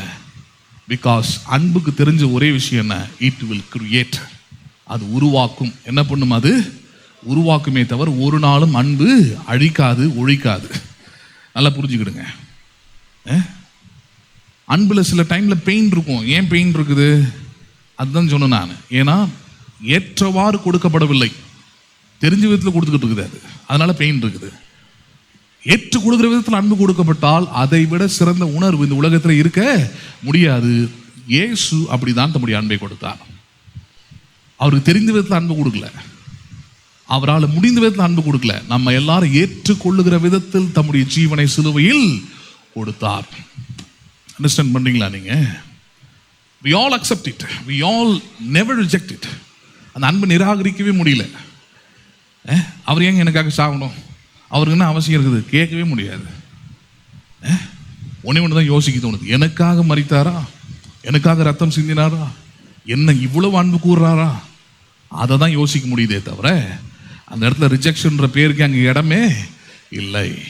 அப்போ அதனால தான் சொல்கிறோம், தெய்வீக அன்பு அது கொள்கையோடு கூட என்ன பண்ணக்கூடியது, அது செயல்படக்கூடியது. அதனால தான் இந்த அன்பு கொண்டு போய் மிச்சம் இருக்கிற 3 அன்புல, ஈரோஸில், ஸ்ட்ரோஜில், ஃபிலாஸில் கொண்டு போய் வச்சுட்டிங்கன்னா, ஃப்ரெண்ட்லி லவ்வில், குடும்ப அன்பில், நண்பர்கள் இடையே இருக்கிற அன்பில், கணவன் மனைவிக்கு இருக்கிற இடையே இருக்கிற அன்புல இதெல்லாம் கொண்டு போய் வச்சுட்டிங்கன்னா இந்த அகாப்பே அன்பு மற்ற 3 அன்பையும் அர்த்தமுள்ளதாக சரியான விதத்தில் வெற்றிகரமாக என்ன பண்ணுகிறது, அதை மாற்றுகிறது.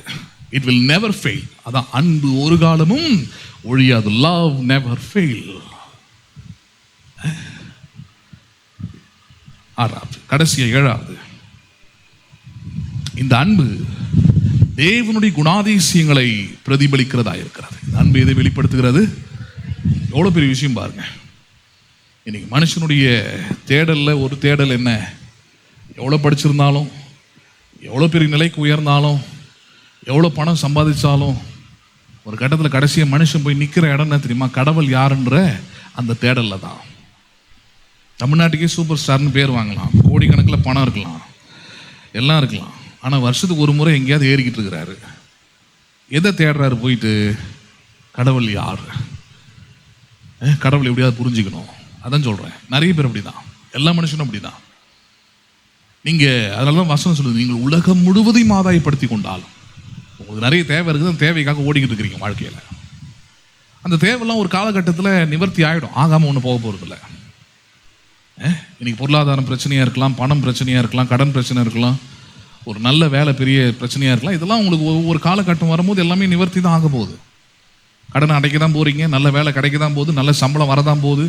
இன்றைக்கி இருக்கிற இந்த சூழ்நிலைகள்லாம் மாறதான் போகுது. மாறி தான் ஆகணும், ஒரு வழி கிடையாது கடவுளை நம்புறதுனால.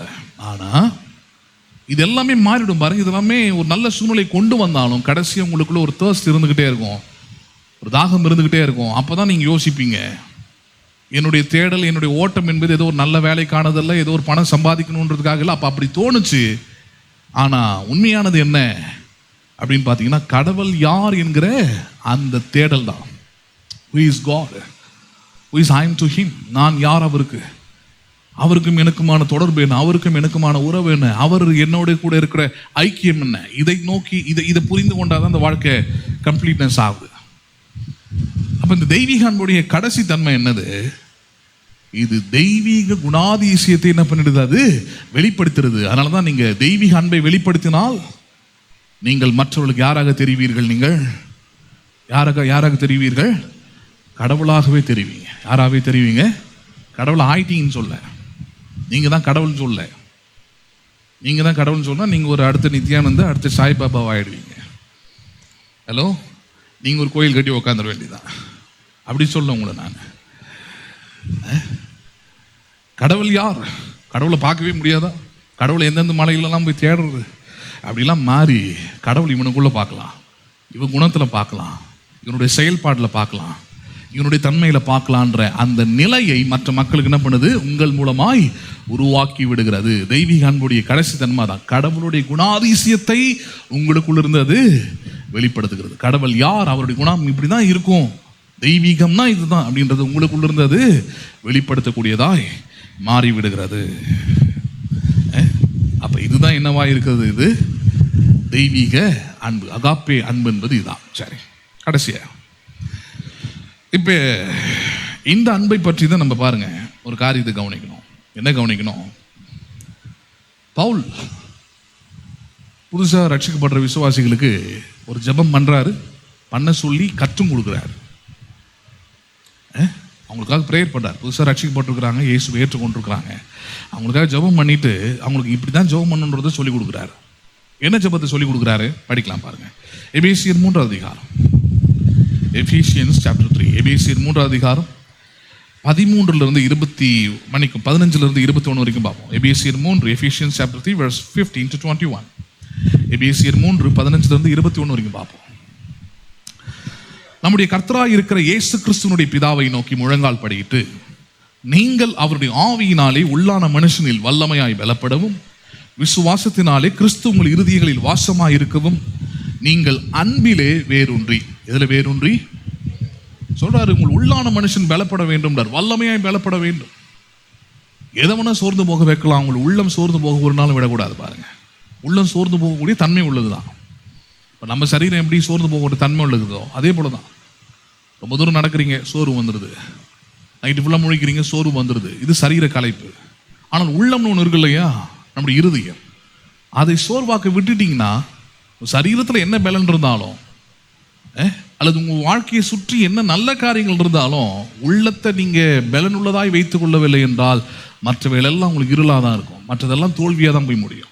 இப்போ உள்ளத்தை பலனுள்ளதாக வச்சுக்கணும், வல்லமை உள்ளதாக மாற்றணும். அதுக்காக ஜெபம் பண்ண சொல்றார். உள்ளத்தை நீங்கள் வல்லமை உள்ளதாக மாற்ற வேண்டும், வல்லமையாய் பலப்பட வேண்டும். அதுக்கு என்ன செய்யணும்? 17 சொல்றாரு, அன்பிலே வேறு ஒன்றுகிறார். You should be rooted in the love of God. எதில் வேறு ஒன்ற வேண்டும் நீங்கள்? அப்போ உள்ளம் பலப்படுவதற்கு, இருதயம் பலப்படுவதற்கு, இருதயம் விசுவாசிப்பதற்கு, சரீரமே சோர்ந்து இருந்தாலும் உள்ளம் பலன் உள்ளதாக இருப்பதற்கு எது முக்கியமான ஒரு பாயிண்டா இருக்கு சொன்னா, அன்பிலே நீங்கள் வேறு ஒன்றுவது. எதுல வேறு ஒன்றுவது? அன்புல இருந்துதான் உங்க லைஃபோட சோர்ஸ் ஆரம்பிக்கணும்ன்றார். விசுவாசத்தை கூட சொல்ல அவர். Is not talking even about faith, is talking about love. உள்ளத்தை அன்பின் உள்ளமாக மாற்றினாலே ஒழிய உங்கள் வாழ்க்கை வெற்றிகரமாக மாறுவதற்கு வாய்ப்பே இல்லை. 1000 கோடி உங்கள் பேங்க்ல டெபாசிட் பண்ணாலும் உங்கள் உள்ளத்தில் பயம்தான் இருக்குமே தவிர வல்லமையாய் பலப்பட முடியாது. You will never feel that you are almighty or mighty. 1000 கோடி இருக்கிறதுனால நீங்கள் ரொம்ப வல்லமையாக நீங்கள் நினைக்க முடியாது, பயம்தான் உள்ள இருக்கும். ஏன்? உள்ளத்துக்கு தேவை உங்கள் பணம் இல்லை, உள்ளத்துக்கு தேவை உங்களுடைய பொருளாதாரம் இல்லை, உள்ளத்துக்கு தேவை அன்பு. அன்பு மட்டுமே உங்களுக்குள்ளே ஒரு பரிபூர்ணமான தைரியத்தை உண்டு பண்ணும். இல்லைன்னா பயந்துருவீங்க. மகாராஷ்டிராவில் ரைடு போயிட்டு இருக்கோம் பாருங்க. நைட்டு 9:30 மணி. காலையில் எங்களுக்கு கொடுத்த இன்ஸ்ட்ரக்ஷன் என்னன்னா, வண்டி எங்கேயுமே 6 மணிக்கு மேலே ஸ்டாப் பண்ணாதீங்க, முக்கியமாக மகாராஷ்டிராவில் ஸ்டாப் பண்ணாதீங்க, கூடுமான வரையில் எங்கேயாவது பெட்ரோல் பங்க் இந்த மாதிரி இருந்தால் வெளிச்சமாக இருக்கிற இடத்த போய் நிறுத்துங்கன்ட்டாங்க. அது போனால் அது ரோடும் கிடையாது, எந்த சரியான ஒரு இதுவே இல்லை, ஃபுல்லாக இருட்டாக இருக்குது. கண்ணுக்கு எட்டின தூரம் வரைக்கும் ஃபுல்லாக இருட்டாக இருக்குது. மழை வேறு பேஞ்சிக்கிட்டு இருக்குது ஒரு பக்கம். அப்போ 50 மினிட்ஸ் ஒன்ஸ் பிரேக் எடுக்கணுன்றது ஒரு ரைடிங் ரூல், அது தேவை பாடிக்கு. ஸோ ஒரு இடத்துல போய் நிறுத்துறேன் இருட்டில். எனக்கு முன்னாடி என்ன இருக்குதுன்னே தெரில. ரோடு இருந்தது, அப்படி ஒரு ஓரமாக வண்டி நிறுத்துறேன். என் வண்டியில் எல்லா பொருளும் இருக்குது. 1000 கணக்கில் பணம் வச்சுருக்கிறேன், திங்ஸ் வச்சுருக்கிறேன், கேமராஸ் இருக்குது, டேப் இருக்குது, ட்ரோன் இருக்குது, எல்லாமே இருக்குது என்கிட்ட. 20 நாளுக்கு தேவையான சாப்பாடு எல்லாமே இருக்குது என்கிட்ட. இல்லாமல் இல்லை எதுவும். எல்லாத்தையும் லோட் பண்ணி அப்படியே நிற்குது. நான் மட்டும் நிற்கிறேன் சோலோவா. இப்போ திடீர்னு ஒரு உருவம் எதிர்க்க வருது. நானே உத்து பார்க்குறேன், யார் இது அப்படின்ட்டு.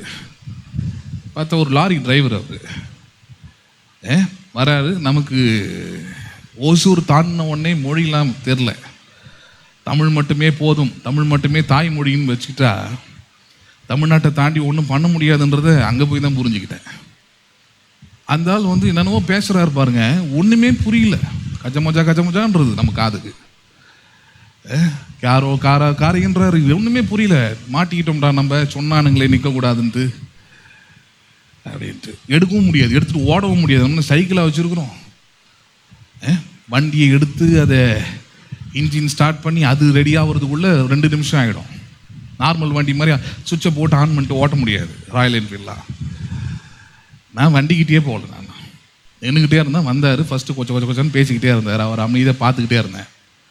லைட்டாக ஒரு ஸ்மைல் பண்ணேன். அப்புறம் பார்த்தீங்கன்னா அவர் பேசுகிறது புரிய ஆரம்பிச்சிருச்சு. நமக்கு பேச தான் வரலையே தவிர அப்புறம் என்ன பண்ண ஆரம்பிச்சிருச்சு, நமக்கு நாய் கூட பழகி அது அது அது நமக்கு புரியுது இல்லையா லாங்குவேஜ். பசிக்குது அதுக்குன்றோம் பழைக்கிறத வச்சு. நம்ம என்ன கற்றுக்கிட்டா வந்தோம் லாங்குவேஜ் கிடையாது. அது மாதிரி தான் அவர் ஒரு 5 நிமிஷம் பேசினார் பாருங்க, எல்லாம் புரிய ஆரம்பிச்சிருச்சு. கடைசியை பார்த்தா அவர்கிட்ட ஒரு 1/2 மணி நேரம் நின்று பேச ஆரம்பிச்சிட்டோம். அவர் என் சொந்த ஊர் ராஜஸ்தானாக்கும், நீங்கள் அங்கே வாங்க, அங்கே ஒன்றும் நல்ல இடம்லாம் இருக்குது, இதெல்லாம் பேச ஆரம்பிச்சிட்டாரு. அவர் பேச ஆரம்பித்த உடனே கடகடன்னு ஒரு 3 பேர் இருட்டில் இருந்து வர ஆரம்பிச்சிட்டாங்க. எல்லாமே லாரி அப்படி ஓரமாக போட்டு பார்க் பண்ணியிருக்கிறாங்க, தெரியவே இல்லை சுத்தமாக. ஏன்னா ஃபுல்லாக புழுதி, அந்த ரோடே கிடையாது பாருங்க, ஃபுல்லாக புழுதியாக தான் இருக்கும், கண்ணே தெரியாது சுத்தமாக. திடீர்னு அந்த புழுதியிலேருந்து ஒரு 3 உருவம் வருது, நம்மக்கிட்ட நின்று பேசுது. இதை நான் வீடியோவும் பண்ணுறேன். நான் வீடியோவும் பண்ணிவிட்டு நைட்டு எங்கள் ஸ்டேயில் போயிட்டு, ஜான்சின்னு ஒரு ஊர், அங்கே போயிட்டு ஸ்டே பண்ணிவிட்டு என் ரூம்மேட்ஸ்க்கு எடுத்து காட்டுறேன், என் கோ ரைடர்ஸ்க்கு. இந்த மாதிரி ஒரு சம்பவம் நடந்தது அப்படின்ட்டு பயந்துட்டானுங்க அவனுங்க. ஆனால் நீங்கள் ஏன் இது மாதிரிலாம் நிற்கிறீங்க, இது மாதிரிலாம் பேச்சு கொடுக்காதீங்க, மோசமானவனுங்க, கொன்னுடுவானுங்க, எடுத்துருவானுங்க, பண்ணிடுவானுங்க. நான் சொன்னேன், அந்த வீடியோ கொஞ்சம் பாரு, எங்கே பயப்படுற மாதிரியா இருக்குது. ஏன் பயம் இல்லை? அங்கே நம்ம உள்ளத்தில் அன்போடு கூட பேச ஆரம்பித்தா கொலைகாரனும் கூட தான் சரி, நம்மளை கொல்லணும்னு வந்தால் கூட சரி, அவன் அன்பானவனா என்ன பண்ணிடுறாங்க, மாறிடுறான். ஏன்னா உள்ளத்தில் அன்பு இருந்தால் அங்கே பயம் இருப்பது இல்லை. வசனம் அப்படி தான் சொல்லிக்கிறது, அன்பு பூரண பயத்தை புறம்பே தள்ளுகிறது. அன்பு என்ன பண்ணுது? பயத்தை புறம்பே தள்ளுகிறது. பணம் வச்சுக்கிட்டு இருந்தால் பயம் இருக்கும், கூட 2 பேர் இருந்தால் கூட பயம் இருக்கும், ஏன்னா அவன் 3 பேராக இருக்கிறான். ஆனால் அன்புன்ற ஒரு விஷயம் உங்களுக்கு உள்ளத்தில் இருந்துச்சுன்னா பாருங்க. இன்னைக்கு நிறைய கேர்ள்ஸ்லாம் ரைட் பண்ணுறாளுங்க, நான் போய் பார்த்தேன். நம்ம ஊரில் தான் அதெல்லாம் ஒன்றும் தெரியல. நம்ம ஊரில் ஒன்றும் டிவிஎஸ் 50 கதையே பேசிக்கிட்டு இருக்கிறாங்க. நான் என்ன பண்ணுறேன்னே அவங்களுக்கு தெரியல. பாதி பேருக்கு என் குடும்பத்திலே தெரியல. ஏதோ வண்டி ஓட்டிக்கிட்டு இருக்கிறான்னு நினைக்கிறாங்க. ரைடிங்னா என்னன்னு தெரியல அவங்களுக்கு. அங்கே போன ஒரு சிங்கிள் விமன் ஒரு பொண்ணை பார்த்தேன் பாருங்க. அவ நியூ ஜெர்சியிலேருந்து வந்திருக்கிறா. சிங்கிளாக வந்து அங்கே ஒரு வண்டியை வாடகை எடுத்து லேயில் எடுத்து எக்ஸ்ப்ளோர் பண்ணுறா ஃபுல்லாக. யாரை பார்த்தும் பயப்படல, எதுக்கும் பயம் இல்லை. அவன் கண்ணில் போல்டாக இருக்கிறா, தைரியமாக இருக்கிறா, தைரியமாக பேசுகிறா. அவகிட்ட எல்லா காஸ்ட்லியான பொருளும் அவகிட்டே இருக்குது. ரைடர்ஸ்கிட்ட எப்பவுமே இருக்கும், எல்லாமே அவகிட்டே இருக்குது. But she never fear. ஏன் பயம் இல்லைன்றதான் சொல்ல வராங்க. ஏன் பயம் இல்லை? இப்போ நம்ம நிறைய நேரத்தில் ஒரே குடும்பத்துக்குள்ளே இருக்கிறோம், பயம் அவ்வளோ இருக்குது. ஏதோ ஒரு விதத்தில் ஒரே ஒரு சொசைட்டிக்குள்ளே வாழறோம், அவ்வளோ பயம் இருக்குது. மற்றவங்களை பார்த்து, சொந்தக்காரனை பார்த்து எவன் எப்போ காலை வாரி விடுவானோ, எப்போ நம்மளை பற்றி எதை பேசுவானோ, அவ்வளோ பயம் பயம் பயம் நம்மளை உள்ளத்தை ஆட்கொண்டு கொண்டே இருக்குது பாருங்க. அதுக்கு மெயின் ரீசனே என்ன அப்படின்னு பார்த்தீங்கன்னா, நம்முடைய உள்ளத்தில் அன்பு வேரூன்றவில்லை. எங்கே பிரச்சனை இருக்குது? இப்போ மற்றவன் கெட்டவன், மற்றவன் மோசமானவன்றதுலாம் பிரச்சனை இல்லை. எங்க பிரச்சனை? இப்போ நம்முடைய உள்ளத்தில் அன்பு இல்லை. அதனால தான் மற்றவங்களை பார்த்து, மற்ற சூழ்நிலைகளை பார்த்து நமக்கு என்ன உண்டாகுதாங்க? பயம் உண்டாகிறது. அன்பு இருக்கிற உள்ளம் பாருங்க, இட் வில் நெவர் ஃபியர். அது ஒருபோது நம்ம பண்ணாது, அது பயப்படவே பயப்படாது எந்த சூழ்நிலையிலும். அப்போ உங்களுக்குள்ள இருக்க வேண்டியது தான். 4 செக்யூரிட்டியை வச்சுக்கிறது, எனக்கு ஒரு 4 நாயை வாங்கி வச்சுக்கிறேன், 4 ஃப்ரெண்ட்ஸை வச்சுக்கிறேன், லைஃப் செக்யூரிட்டிக்கு கிடையாது. 4 பேருமே ரொம்ப கிட்ட இருக்கிறவங்கன்னா உங்களுக்கு அதிகமாக காலை வாரி விடுவான். நீங்கள் அவங்ககிட்ட தான் ரொம்ப ஜாக்கிரதையாக இருக்கணும். அதெல்லாம் உங்களுக்கு சேஃப்டி அண்ட் செக்யூரிட்டி கிடையாது. எது உங்கள் security? Love is your security. உங்கள் உள்ளத்தில் நீங்கள் வைத்திருக்கிற அன்பு, தெய்வீக அன்பு தான் உங்களுடைய பாதுகாப்பு, உங்களுடைய எதிர்காலத்தின் பாதுகாப்பு. பேசுறது புரியுதுங்களா உங்களுக்கு? அப்போ அதனால தான் பவுல் அந்த ஜெபத்தை பண்ண சொல்றாரு. நீங்கள் அன்பிலே வேரூன்றின்னு ஆரம்பிக்கிறார். எதில் வேரூன்றுங்கள்? நீங்கள் அன்பிலே வேரூன்றுங்கள். அடுத்து பேசுறார், அன்பிலே வேரூன்றி நிலை பெற்றவர்களாகி சகல பரிசுத்தவான்களோடு கூட கிறிஸ்துவின் அன்பின் அகலம், நீளம், ஆழம், உயரம் இன்னது என்பதை உணர்ந்து. அந்த உணர்ந்துன்ற வார்த்தை it's talking about learning. Learn the depth, the width and the height of the love. அன்பின் ஆழம், அகலம், நீளம், உயரம் என்ன என்பதை அறிஞ்சு கொள்ளுகின்றார். லைஃபோடைய பாடமே என்ன, லெசனே என்ன? நீங்கள் நிறைய லெசனை படிப்பீங்க, நிறைய சப்ஜெக்ட்ஸ் படிப்பீங்க, கடந்து போயிடுவீங்க, அவ்வளோதான். ஹலோ, 8th என்ன படிச்சிங்கன்னு இப்போ கேட்டால் ஞாபகம் வருமா? 12th ஜே தாம்சனுடைய பிரின்சிபலை சொல்லுங்கன்னா இப்போ தெரியுமா? அப்புறம் அது மார்க் வாங்குறதுக்காக அப்போ ஒரு சப்ஜெக்ட், அவ்வளோதான், கடந்து போயிட்டோம். ஆனால் இப்போ லைஃப் லாங்கு இந்த உலகத்தில் வாழற வரைக்கும் நமக்கு ஒரு சப்ஜெக்ட் தேவைப்படுது, வெற்றிகரமாக வாழ்வதற்கு தேவைப்படுதுன்னு அந்த சப்ஜெக்டுக்கு பேர் லவ். இப்போ இந்த அன்பை பற்றி பேசும்போது அவர் என்ன சொல்றாரு? இந்த தெய்வீக அன்பின் ஆழம், அகலம், நீளம், உயரத்தை பற்றி அறிந்து உணர் என்றார். என்ன பண்ண நீங்கள்? ஆமா, you should get knowledge and wisdom about God's love, depth of God's love, width of God's love, height of God's love, the narrow of God's love, the measurement of God's love. அதோடைய ஆழம், அதோடைய நீளம், அதோடைய அகலம், அதோடைய உயரம், அதோடைய முழு தன்மையும் அறிந்து கொள்ளக்கூடிய அந்த முயற்சியில், அந்த பயிற்சியில் ஈடுபடுகின்றார். ஜெபமே அப்படி மாறிடுது பாருங்க. இப்போ ஜெபம் என்னவா இருக்கணும்? என் உள்ளம் தைரியமான உள்ளமாக, என் எதிர்காலம் நல்ல எதிர்காலமாக, பயம் இல்லாத ஒரு எதிர்காலமாக, சந்தோஷம் நிறைந்த எதிர்காலமாக, ஒரு நம்பிக்கை உள்ள எதிர்காலமாக இருக்க வேண்டும் என்றால் என் உள்ளம் தெய்வீக அன்பினால் ஸ்திரப்பட்டிருக்க வேண்டும். அந்த தெய்வீக அன்பு எனக்குள்ள வேறு ஒன்ற வேண்டும் என்றால் I should pray for it.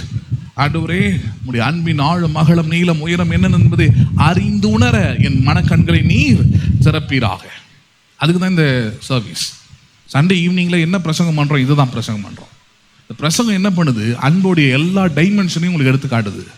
அன்புடைய ஆழம், நீளம், அகலம், உயரம், அன்பு எப்படிப்பட்ட தன்மை, இது எல்லாவற்றையும் என்ன பண்ணுகிறது உங்களுக்கு தேவனுடைய வசனத்திலிருந்து உங்களுக்கு எடுத்து போதிக்கிறதுக்கான நோக்கம் அதுதான். இதை அறிந்து கொள்ளும் பொழுது 19 வசனம் பாருங்க, என்ன ஆகுது? அறிவு கெட்டாத அந்த அன்பை அறிந்து கொள்ள வல்லவர்களாகவும் தேவனுடைய பரிபூரணத்தினாலும் நிறையப்படவும் அவர் தமது மகிமையினுடைய ஐஸ்வரியத்தின்படி உங்களுக்கு அனுக்கிரகம் பண்ண வேண்டும் என்று வேண்டிக் கொள்கிறேன். நாம் வேண்டிக் கொள்கிறதற்கும் நினைக்கிறதற்கும் மிகவும் அதிகமாய் நமக்குள்ளே கிரியை செய்கிற வல்லமையின்படியே நமக்கு செய்ய வல்லவராகிய அவருக்கு சபையிலே கிறிஸ்து இயேசுவின் மூலமாய் தலைமுறைகளுக்கும் சதா காலங்களிலும் மகிமை உண்டாவதாக. என்ன சொல்றாரு? இந்த அன்பை நீங்க புரிய ஆரம்பிச்சிட்டீங்கன்னா நீங்க எல்லாவற்றையும் செய்ய வல்லவர்களா மாறிடுவீங்க. எல்லாவற்றையும் செய்ய நீங்கள் உன்னை எதிரெல்லாம் நீங்க ஃபெயிலியர் நினைச்சிங்களோ, உன்னை எதிரெல்லாம் நான் தொட்டாலே வேலைங்களை தோல்வி அடைஞ்சிட்டேன், முடிஞ்சு போச்சு, நஷ்டமாயிட்டேன், இழந்துட்டேன் அப்படின்ற நிலையெல்லாம் இருக்குதோ, இப்போ சொல்றாரு இந்த கிறிஸ்துவின் அன்பின் ஆழம், அகலம், நீளம், உயரம் என்பதை நீங்கள் அறிந்து உணர எல்லாவற்றையும் செய்ய நீங்கள் வல்லவர்களாக மாறிவிடுவீர்கள். Nothing is loss in your life. உங்கள் வாழ்க்கையில் எதுவுமே நீங்கள் இழந்தது மறுபடியும் பெற முடியாதுன்ற ஒரு நிலையே இருக்காது. எல்லாவற்றையும் மறுபடியும் நீங்கள் பெற்றுக்கொள்வீர்கள். எல்லாவற்றிலும் மறுபடியும் நீங்கள் ஜெயம் பெறுவீர்கள்.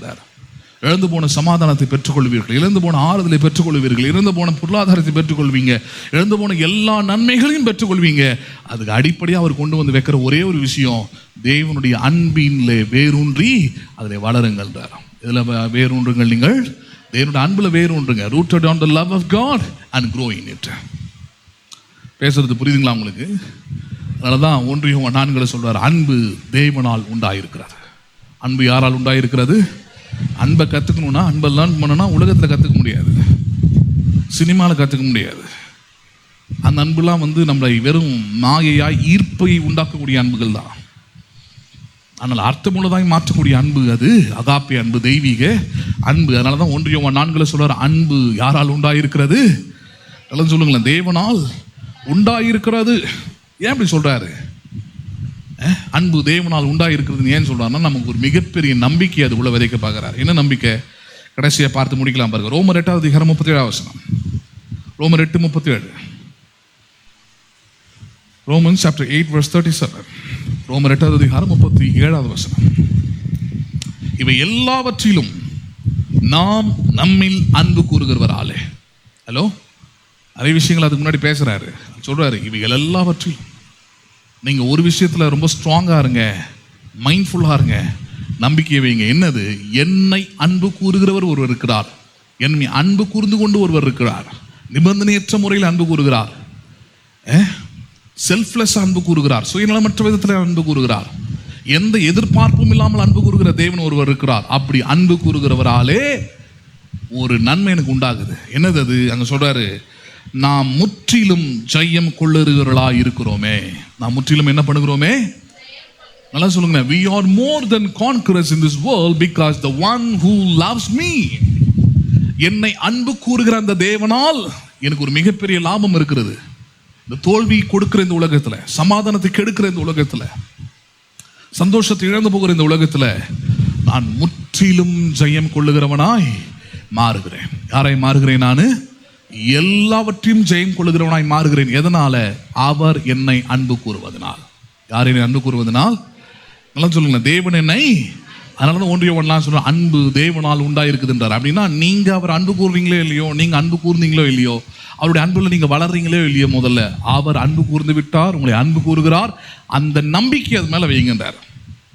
அவர் என்னை அன்பு கூறுகிறார், என்னை அன்பு கூறுகிற அவராலே அந்த அன்பு என்னை முற்றிலும் ஜெயம் கொள்ள வைக்கும். அந்த அன்பு என்னை ஒரு நாளும் தோல்வி கொள்ள நிறுத்தாது. Hello, love make your life prosper and success. உங்களை அன்பு கூறுகிற கிறிஸ்துவால் நீங்கள் முற்றிலும் என்ன ஆவீர்கள்? நீங்கள் அதெல்லாம் சொல்லுங்களேன், ஜெயம் பெறுவீர்கள். ஜெயத்தை இப்போ கொண்டு வந்து எங்கே வைக்கிறாரு? அவர் என்ன அன்பு கூறுறாரு, அதனால நான் ஜெயிப்பேன், நான் சரியா இருக்கிறேன், நான் ஒழுக்கமாக இருக்கிறேன், நான் ரொம்ப பர்ஃபெக்டாக இருந்துட்டேன், அப்படி இல்லை இல்லை இல்லை. அவர் என்ன அன்பு கூறுறாரு, அந்த நம்பிக்கை எனக்கு உண்டாயிருக்குது. அந்த நம்பிக்கை என்ன ஒரு இடத்துக்கு என்ன கொண்டு போகுது. நான் முற்றிலும் ஜெயம் கொள்கிறேன். எப்படி ஜெயம் கொண்டேன்? அவர் என்னை அன்பு கூர்ந்தபடினால. அதை நான் நம்பினேன். அவ்வளோதான் பாயிண்ட்டே. இப்போ தெய்வீக அன்புடைய தன்மை என்ன? முதல் விஷயமே என்ன? அவரை என்னை அன்பு கூறார் என்பதை நான் நம்பணும். அந்த நம்பிக்கை என்னை முற்றிலும் ஜெயம் கொள்ளுகிறவனாக வைக்கிறது. நம்புறீங்களா நீங்க? நல்லா சொல்றார், நாம் நம்மில் அன்பு கூறுகிறவராலே நீங்கள் முற்றிலும் ஜெயம் கொள்ளுகிறீர்கள். அப்ப வெற்றி உங்களுடையதா இருக்குது, ஜெயம் உங்களுடையதா இருக்குது. நிச்சயமா நீங்க தோல்வி அடைவதில்லை. இனி எதனால்? உங்களுக்குள்ளே இப்ப விதைக்கப்படுகிற ஒரு புது நம்பிக்கை இருக்கிறது. அவர் என்னை அன்பு கூறுகிறார். ஹலோ, வல்லமையானவர் என்னை அன்பு கூறுகிறார், நல்லவர் என்னை அன்பு கூறுகிறார், எனக்கு உதவி செய்கிற தேவன் என்னை அன்பு கூறுகிறார். அவர் ஏற்கனவே சிலுவையில் அன்பு கூர்ந்து விட்டார். Still he loves remains always. அவருடைய அன்பினால் நான் முற்றிலும் ஜெயம் கொள்ளுவேன். 1000 பிரச்சனை வரட்டும், 1000 தோல்விகள் வரட்டும், அதெல்லாம் நேத்துக்காத. ஆனால் நாளைக்குன்னு ஒன்று தராரு, இன்னைக்குன்னு ஒன்று தந்திருக்கிறார், புதிய மாசத்தை கொடுத்திருக்கிறார். இதெல்லாமே என்ன காண்பிக்குது? என்னை அன்பு கூறுகிறாளே நான் முற்றிலும் ஜெயம் கொள்ளுவேன். நம்புறீங்களா நீங்க? என் தோல்வியை ஜெயமாக மாற்றுவேன், என் இருளை வெளிச்சமாக மாற்றுவேன், என் இல்லாமையை என் வெறுமையை நான் முழு நிறைவாக மாற்றுவேன். இவைகள் எல்லாம் என்னை அன்பு கூறுகிறவராலே நான் முற்றிலும் ஜெயம் கொள்ளுவேன். நம்புறீங்களா நீங்க? அதை எழுந்து நிற்போம். அடுத்த வாரம் தொடரலாம். செபிப்போம். எங்கள் அன்பும் இரக்கமும் உள்ள பரலோக தகப்பனே, இந்த ஆசீர்வதிக்கப்பட்டதான அருமையான நல்ல மாலை வேளைக்காக நாளும் ஸ்தோத்திரிக்கிறோம், துதிக்கிறோம். எங்களை அன்பு கூறுகிற கிறிஸ்துவினாலே அனைத்திலும் வெற்றி பெற, அனைத்திலும் நாங்கள் ஜெயம் பெற நீர் எங்களுக்கு உதவி செய்கிறவராய் இருக்கிறபடியால் நான் சொல்கிறோம். உங்களுடைய அன்பு மாறாததா இருக்கிறது, உங்களுடைய அன்பு எங்களுக்கு போதுமானதா இருக்கிறது, உங்களுடைய அன்பு எங்களுக்கு வாழ்க்கையை அர்த்தமுள்ளதாக மாற்றுகிறது. It make our life meaningful.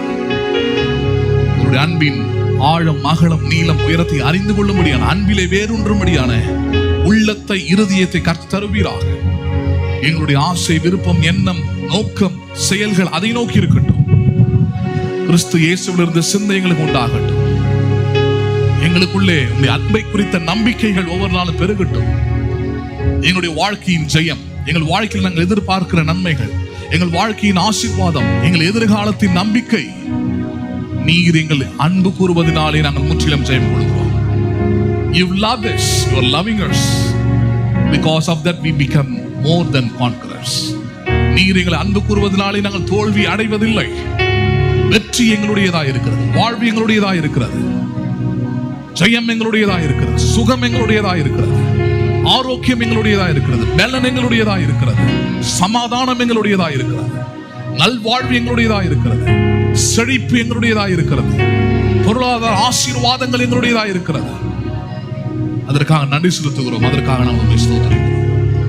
கூடி வந்திருக்கிற, பார்த்த, கேட்ட ஒவ்வொரு பிள்ளைகளையும் கர்த்தர் ஆசீர்வதிப்பீராக.